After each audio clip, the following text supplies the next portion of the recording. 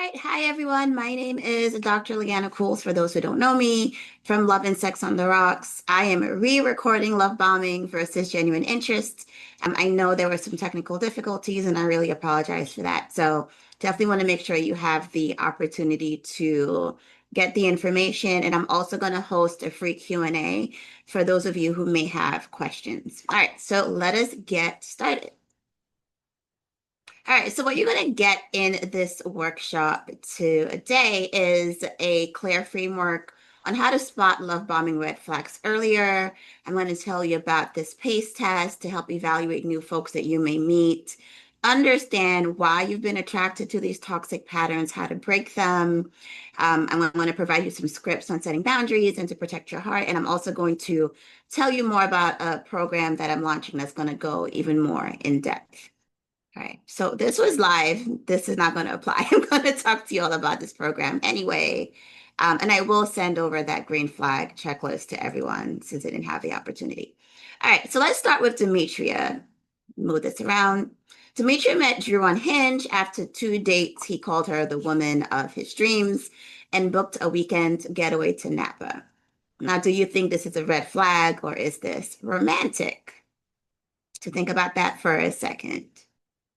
All right. So if you said romantic, you're not alone. Demetria also thought it was romantic, although 6 months later, she's Googling emotional signs um, of abuse at 2 a.m., trapped in a cycle she never saw coming.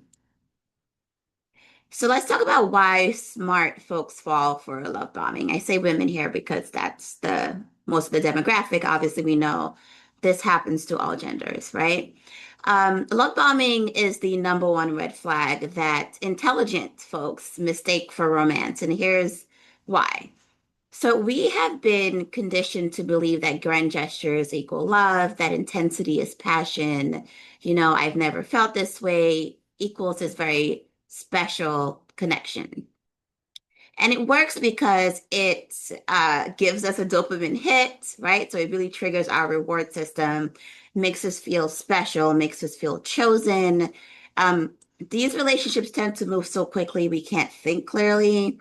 And also, we know that society really romanticizes this behavior. We see it on the gram, or we see it in movies, with celebs, shows, you name it, right? But it's important to know that love bombing is not love, it's manipulation. And, the key that I tell my clients all the time is like, it's not love because they don't even know you yet, right? So who exactly are they loving? That's like a really good telltale sign that manipulation may be at play. All right, so I'm going to talk about the timeline. I'm going to talk about it in weeks, and I'm going to talk about it in phases because it doesn't always follow, the a strict timeline. So we have this honeymoon period. You get over the top attention, constant contact, a lot of future planning, a lot of your perfect messaging. Your brain is flooding with these feel-good chemicals, right? And then by the third to fourth week, there's like a subtle shift. You start getting these very small criticisms followed by moral love bombing, right? So, I just want you to be your best self. I don't think you should go over here, or it's not flattering. Again, just like nipping at the confidence, but still saying it's because I really want to be with you. It's because I want you to be happy. It's because I want to build a future with you. So that manipulation starts to form. And then you start doubting yourself because you're still craving that validation. There's a very sharp twist from all of this praise to now you're getting critiqued. And so our brain is like, wait, we want that back. And so you're like, well, maybe I'm doing something different. Right. And so that's where we start invalidating our own experience and second guessing ourselves. And about month 2 to 3 is when the mask really slips, right? So we have control, jealousy, emotional manipulation is becoming more obvious. Here we'll see isolation from friends and family, a lot of confusion, right? But we're still hooked on that high. We are still looking for that dopamine hit that we used to get when this person was praising us constantly and telling us how we're their future and we're the one. All right. And then by the fourth month plus, right? We're in this full toxic cycle. So we have this abuse, we have the apology, we have the love bombing and repeat. And now we're trauma bonded. And I want to make it clear, trauma bonding is not I went through trauma, you went through trauma, oh, we must be, oh, sorry.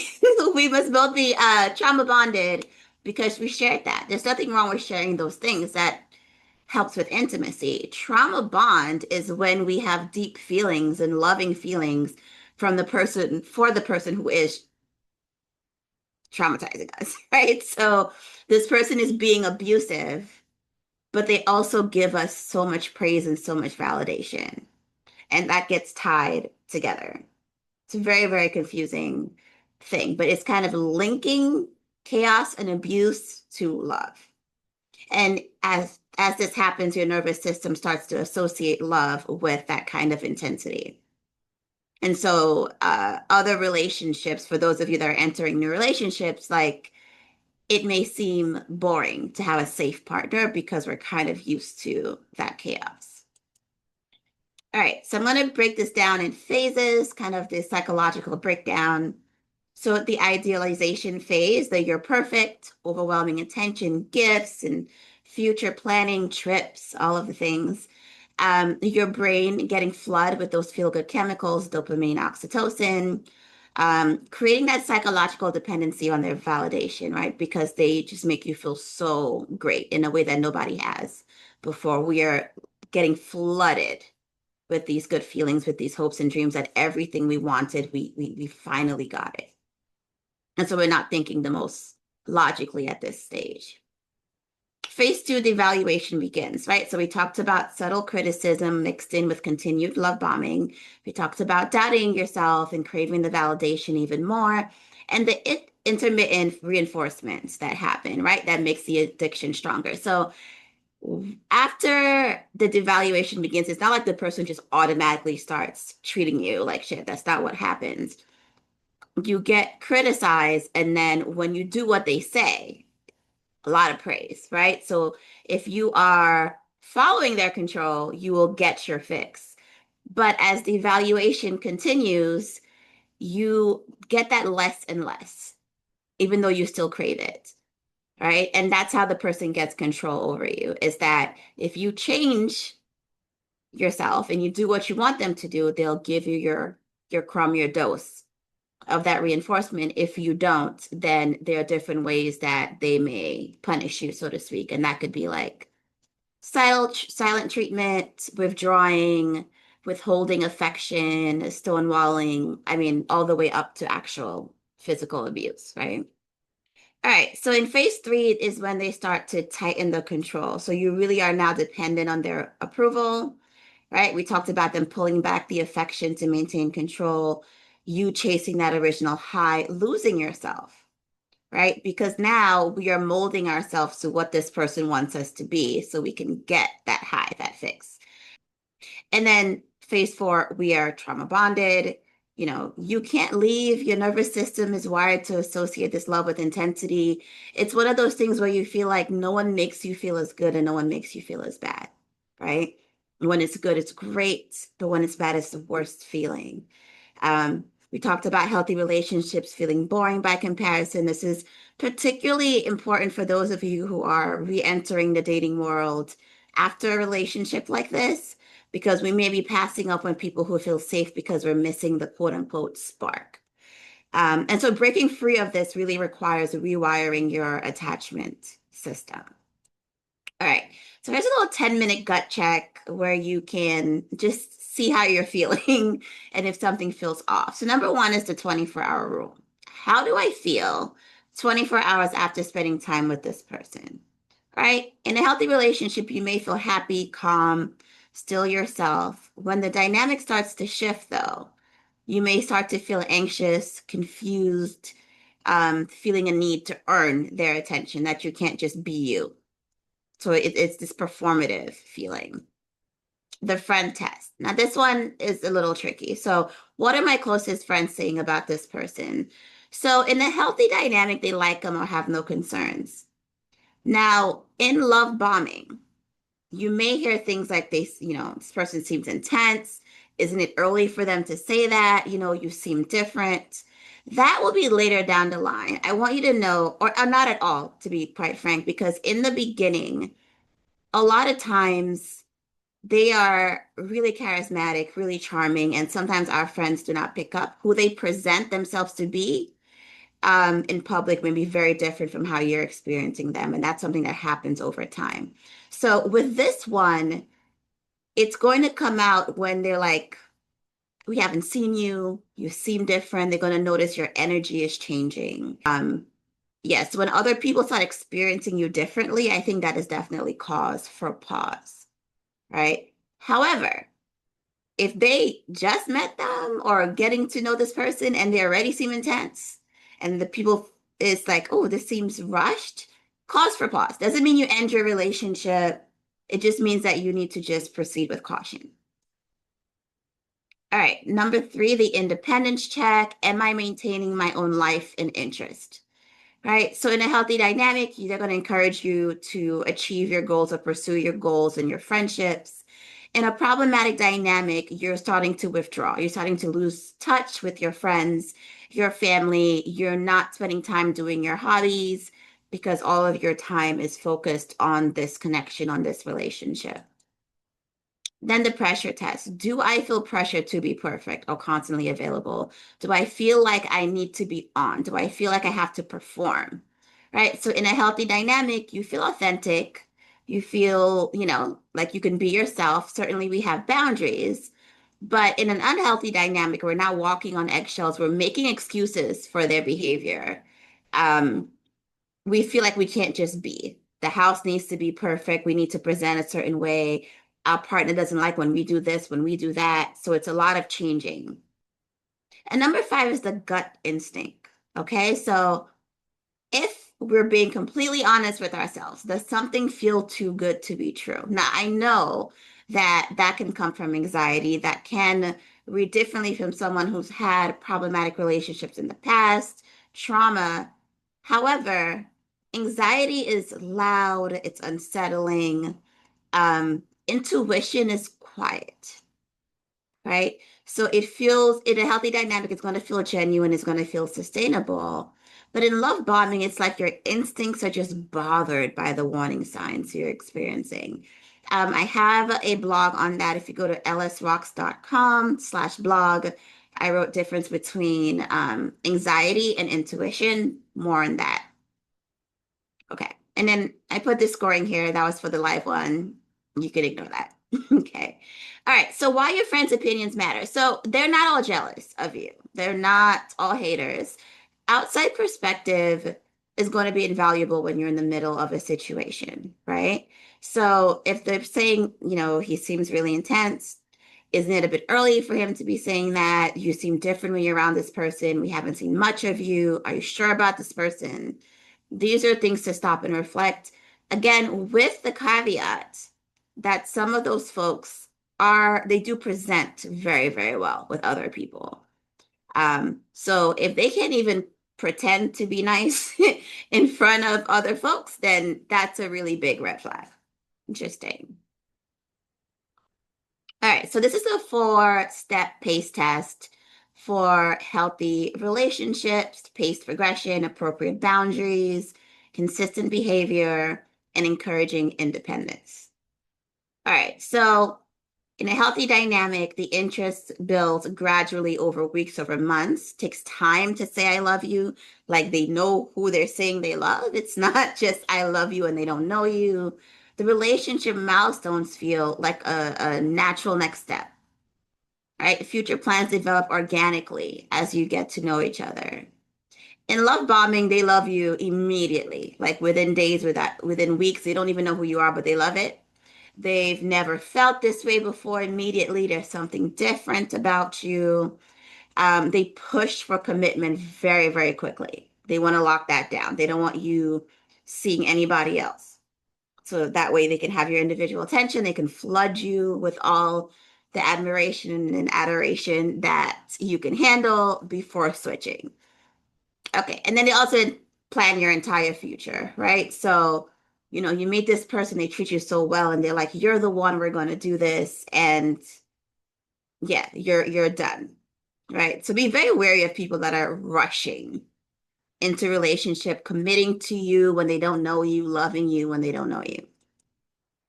All right, appropriate boundaries. So in a healthy dynamic, folks respect when you need space. They understand you have other priorities, you have other people in your life. There's no guilt tripping about response time, like we all work and have other things that we need to do.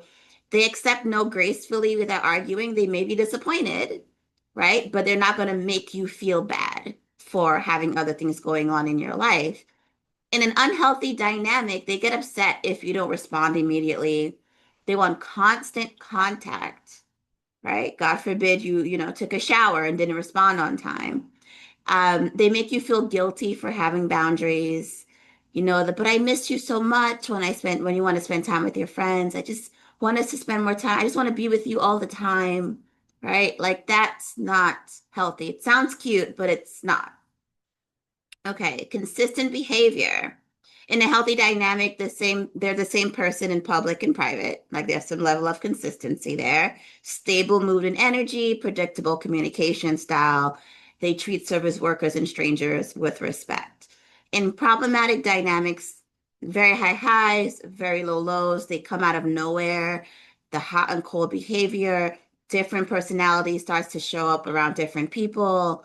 The moods are swinging um, and those swings tend to control your day, right? Because if they're feeling bad, they're going to definitely make sure that you're feeling bad, right? Okay. All right. And encouraging independence. They want you to have friendships. They want you to be there for your friends and family. They support your hobbies, your interests, your professional goals. They have their own life and their own friends. It's not togetherness foreverness. They celebrate your successes without making it about them. In an unhealthy dynamic, they want to be your whole world and you be theirs. They will discourage time with friends and families. They will discourage hobbies. It's pulling away from the relationship. They'll tell you your friends are toxic or jealous. They make negative comments about your interests. They feel jealous of your attention to anyone else or anything else. All right, so we're going to talk about basic decency, love bombing, and genuine interest. Because I do find that if someone just has manners, you're like, oh, he must be love bombing me. They must be love bombing me. It's like, no, this is cool. Just being a good person, right? Everything is not a love bomb. All right, so basic decency. We're texting back within a reasonable time. We're paying attention. I'm sorry, we're paying for the dates that they suggest. Caveat there, because I know people have different practices when it comes to payment. Opens doors, basic manners, remembers what you say to them, shows up on time, please and thank you, the whole nine. This is bare minimum. This is called just being a decent human being. Okay.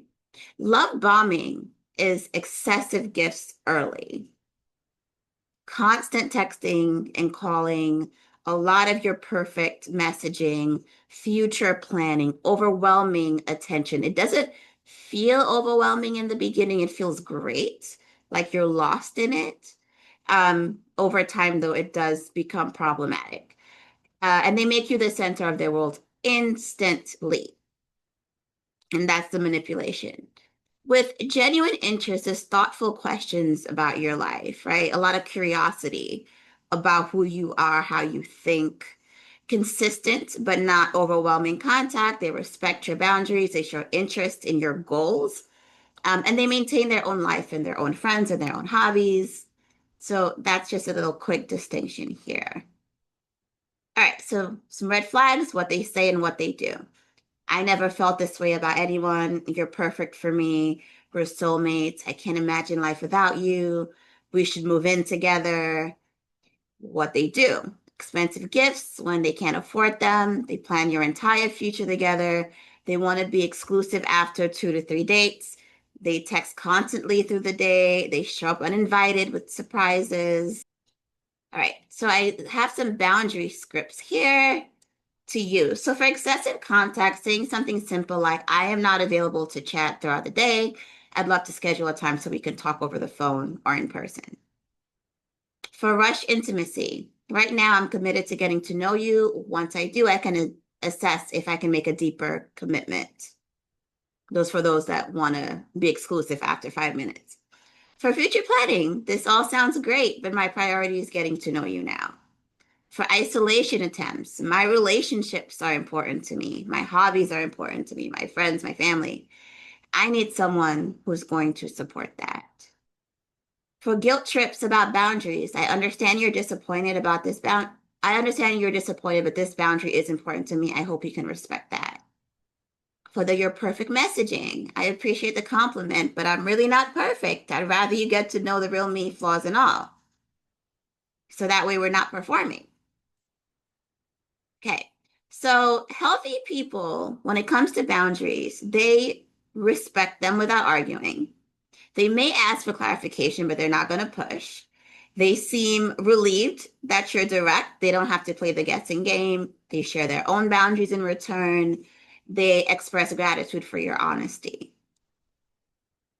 All right. So I'm going to talk about the 90-day rule. And of course, like everything's not going to be in 90 days, but just a little guideline. Love bombers typically will not be able to maintain the facade for this long. Their true nature will emerge. So we want to use this time to meet their friends and family, see how they handle stress and disagreements. Those who work with me know I don't take any connection seriously until I see how they are when they are upset, when they're angry, when they're stressed, when we disagree. That's going to give you really good information. It's always all good when it's all good. All right. So notice if they respect your boundaries consistently. Watch to see if they support your independence. Observe their behavior when you're not available. That should just be ongoing. Okay. So week one, assessment and awareness, using the PACE test constantly. Journaling about past relationships and identifying your patterns is gold. Gold. I do it with every single client. It tells me a lot and it tells them a lot. And so it really helps inform what needs to be worked on to kind of break those patterns. Setting phone boundaries too. Like, we talk about it when it comes to work. We need to set that in personal life as well, especially in relationships. Like, we are not on call. All right, boundary setting. I want you practicing saying no to plans that don't work for you, maintaining your friendships and scheduling your time with your friends using the boundary scripts we discussed earlier. And notice how potential partners or even your current partners respond to these boundaries.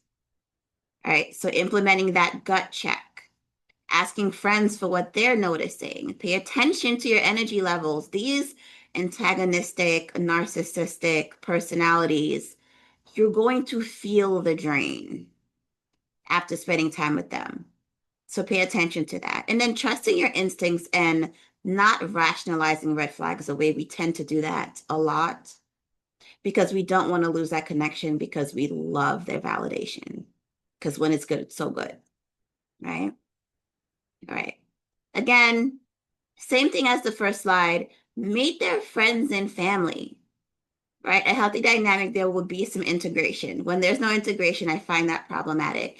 I will say too that some of those personality types will want to meet your people and your family, but they may not have you meet theirs, which is a bit of a flag. Of course, we meet in an appropriate timing, but if they know this person longer, they may have, they may know more about this person than you, right? They may not have been able to keep up the facade with their friends and families the way they can with new people just coming in. And the friends and family is not the end all be all, but it is something to pause and reflect on. How they handle stress and disagreements, boundaries, how they support your independence, and observing behavior when you're not available to them. All right, so let's talk about Sarah's story. I wish I had this 8 months ago. I met Jake on Bumble and he said I was the one after our second date. Booked us a weekend in Miami for date 3. My friend said it was too much too fast, but I thought they were jealous. By month 2, he was criticizing my clothes lovingly. By month 4, I stopped seeing my best friend because he said she was toxic. By month 6, I was Googling, am I in an abusive relationship at midnight? The PACE test would have caught this on day 1. He failed every category, but I was so caught up in the intensity, I couldn't see it. I wasted 8 months of my life, and almost lost myself completely. Now I'm with someone who passed every pace test. Real love feels completely genuine. Sorry, completely different, calm, secure, enhancing instead of consuming. I finally understand the difference. So Sarah went from this toxic cycle to healthy relationships in 90 days using these exact tools.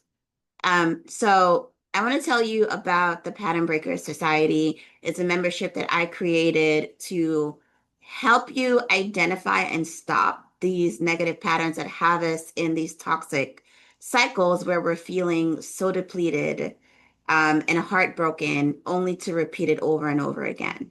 I'm launching a sale, so it's $7 a month if you want to do monthly, but I'm going to offer it annually and giving you 50% off. So that's 6 months free, $42 today, $42 locked forever. It will be going up to 84. And you're going to get the next Pattern Breaker Challenge. You're going to get boundary scripts. We have 3 live coaching calls every month, template scripts, checklists. We have the private community of folks. There'll be one for everyone who is a member specifically of this society, and all the workshop replays, including this one right here. Okay, I'm also giving some freebies worth more than the annual right now. So there's another more in-depth Breaking the Pattern workshop and some X-File worksheets to kind of help you process some of your past relationships. Okay, so that is all. The QR code is right here. I'll be sending some emails about this. If you have any questions, keep on checking the events calendar. I'll go ahead and set up a time to do the free Q&A. However, you can always email me if you have a question. If you join the community, you can always post your questions in the community. I respond to them every single day. And I believe that is it. I just want to tell you the main takeaways, and I will see you soon. All right, so love bombing is manipulation, not romance. Basic decency is not special treatment. We got to raise our standards. The PACE test helps us identify healthy versus unhealthy interest. Intuition is usually right. We got to trust those gut feelings. And healthy love enhances your life. It does not consume it. All right, thank you so much for joining. Again, I'm really sorry about the technical difficulties. I hope to see you at the next workshop. Take care.